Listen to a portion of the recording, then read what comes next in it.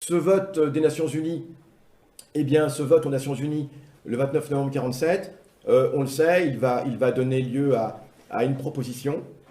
Et là, il faut tordre le cou à une idée. L'État sioniste n'a pas été créé par les Nations Unies.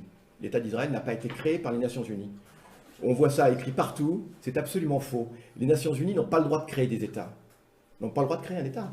Il n'y a nulle part dans la Charte des Nations Unies le droit de créer ou de défaire, d'ailleurs, un État.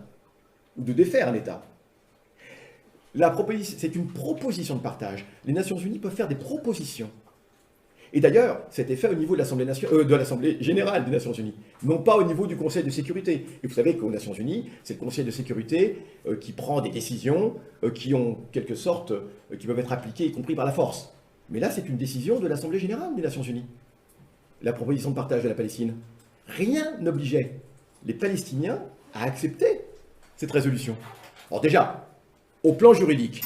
Maintenant, au plan historique et moral, bien évidemment, il y a d'autres arguments. Mais je le dis parce que souvent on dit que les Palestiniens n'ont pas accepté. Mais à ce que je sache, je n'imagine pas les Français une seule seconde accepter le partage de la France qui serait décidé aux Nations Unies. Donc on n'arrive pas à comprendre comment tout d'un coup les gens trouvent étrange que les Palestiniens n'aient pas accepté le partage de leur patrie, d'autant plus que c'était un partage parfaitement inique, puisqu'il accordait aux sionistes qui possédaient, je l'avais dit l'autre fois, 6% seulement de la Palestine, il leur accorde tout d'un coup 55% du territoire, gratuit, cadeau. C'est extraordinaire. Au nom de quoi les Palestiniens auraient dû accepter? D'autant plus que, et là c'est aussi un point important, le problème, c'est pas uniquement la présence de sionistes en Palestine, la question de savoir de quelle façon ils sont présents. Sur un mode colonial, sur un mode de refoulement des populations indigènes. Et c'est ça qui est important de dire. On n'est pas dans le cadre d'une immigration comme la France la connaît aujourd'hui, une immigration qui au contraire est tout bénéfice pour l'État français actuel, on le voit bien. Et des gens qui, évidemment, se conforment totalement aux lois et évidemment payent leurs impôts, etc. Non, non, on a affaire à une masse de population qui arrive avec toute l'arrogance occidentale et qui disent nous revenons prendre possession de ce qui nous appartient 15 siècles plus tard. C'est à nous. On imagine? Voilà. Donc les Palestiniens étaient fondés à refuser ce plan de partage. D'un point de vue historique, ils sont palestiniens, ils sont chez eux, ils savent qui ils sont, ils n'ont pas besoin d'une décision à l'ONU pour savoir qui ils sont. Et c'est la raison pour laquelle les Palestiniens vont refuser de participer à la commission d'enquête de l'UNSCOP. Ils disent c'est absolument odieux, c'est indécent. Comment devrions-nous donner des preuves sur qui nous sommes, sur le pays où nous vivons, sur notre terre? C'est quelque chose d'incroyable. Parce qu'on dit souvent les Palestiniens auraient dû participer, mais c'est absolument indécent. Non, les Palestiniens étaient absolument fondés à refuser ce plan de partage. Il était absolument inique, aucun plan de partage ne pouvait être accepté, et la concession des Palestiniens était de dire « nous voulons une Palestine unie ». Nous voulons, et c'était d'ailleurs déjà une concession énorme, compte tenu de ce qui s'était passé dans l'entre-deux-guerres, et la guerre qu'ils avaient subie, où les sionistes étaient aux côtés des Britanniques. Ben, ils disaient « nous sommes prêts à ce qu'il y ait une Palestine unie, où tout le monde aura égalité de droits, etc. » Et le Haut Comité arabe, évidemment, faisait cette proposition. Cette proposition a bien sûr été écartée. Le vote a eu lieu, et là, on revient un petit peu sur la France. Le reste, on le connaît. Je ne vais peut-être pas m'apesantir sur tout le reste. On l'avait vu aussi autrefois sur tout ce qui va être la Nakba, etc. Mais enfin, on le sait, hein, avec Der Yassin, avec l'expulsion, avec tout cela. Et on va focaliser, si vous me permettez, plus sur la France. Comment ça va être vu du côté français, pour comprendre le reste. Alors d'abord, sachant que la France a joué un très grand rôle dans ce vote aux Nations Unies. La France a même joué un rôle déterminant. On peut même dire que le vote de la France a eu une responsabilité. La France a une responsabilité historique dans la perte de la Palestine.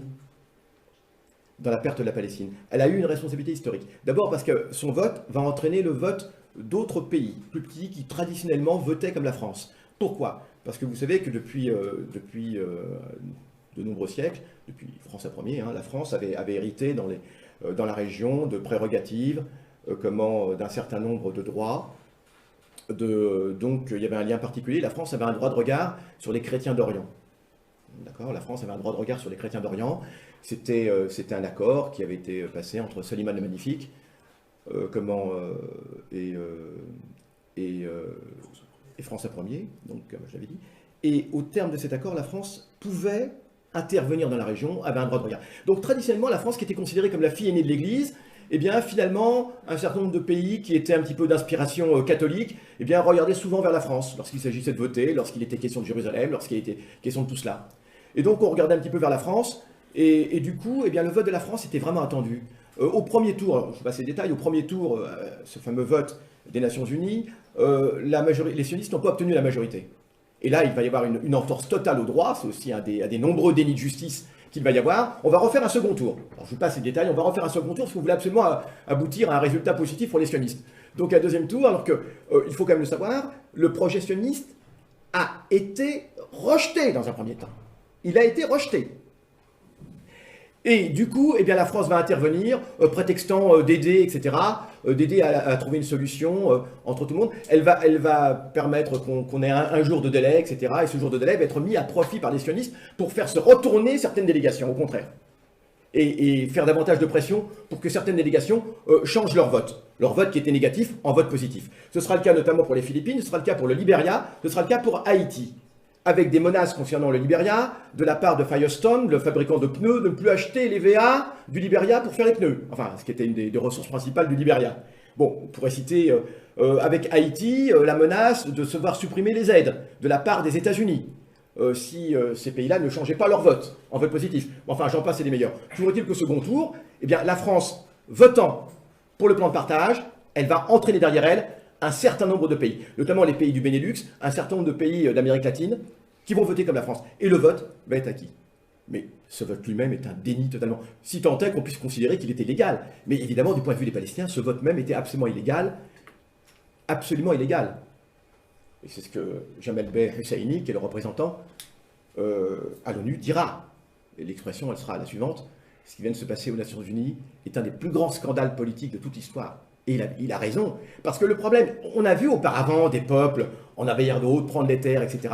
Mais là, on va avoir un hold-up total sur une terre totalement avalisée par l'ONU, marqué du sceau. Alors en plus, marqué du sceau de la démocratie retrouvée, de la libération du monde du fascisme, du nazisme, de l'oppression. Et c'est ce tampon démocratique qui va être donné au rapt de la Palestine. Absolument inouï.